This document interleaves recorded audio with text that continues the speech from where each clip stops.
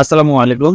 আজ ২৬ মে ২০২৪ তারিখ রবিবার জাতীয় বিশ্ববিদ্যালয়ের অফিসিয়াল ওয়েবসাইটে সর্বমোট ৯টি নোটিশ প্রকাশিত হয়েছে। তো চলুন আমরা নোটিশগুলো একটু দেখে নিই। খুবই গুরুত্বপূর্ণ notice.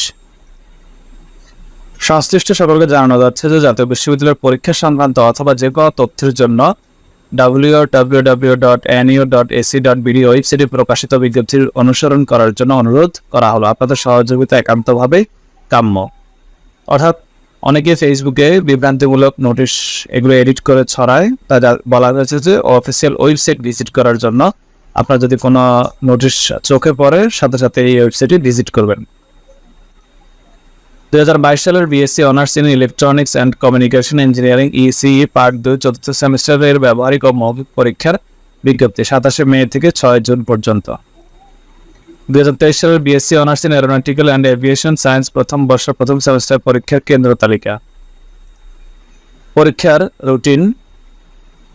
College of aviation technology কলেজের অধ্যক্ষ ছাত্রছাত্রী ও সংশ্লিষ্ট সকলকে জানানো যাচ্ছে 2023 সালের BSc honours in aeronautical and aviation science and engineering প্রথম বর্ষ প্রথম সেমিস্টার পরীক্ষার নিম্নোক্ত সময়সূচি অনুযায়ী অনুষ্ঠিত হবে। 1 জুন থেকে শুরু হবে, 10 জুন শেষ হবে সকাল 9টা থেকে পরীক্ষা।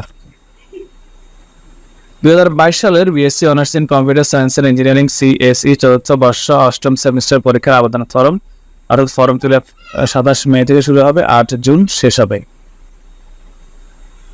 জাতীয় বিশ্ববিদ্যালয়ের অধীনে অনুষ্ঠিত সিএফটিএম এর 2017-18 শিক্ষাবর্ষের BSc honours in apparel manufacture and technology MT 2021 সালের পরীক্ষার ফলাফল প্রকাশ। 2022 সালের BSc honours in computer science and engineering CSE চতুর্থ বর্ষ সপ্তম সেমিস্টার পরীক্ষা পুনরীক্ষণের অনলাইনে আবেদন 27 মে থেকে 30 মে পর্যন্ত। বোর্ড চ্যালেঞ্জের আবেদন ফি হচ্ছে 800 টাকা।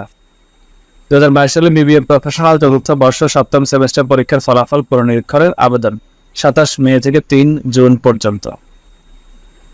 2022 সালে বিবিএ প্রফেশনাল চতুর্থ বর্ষ অষ্টম সেমিস্টার পরীক্ষার ফর্ম ফিল আপ 27 মে থেকে 9 জুন পর্যন্ত।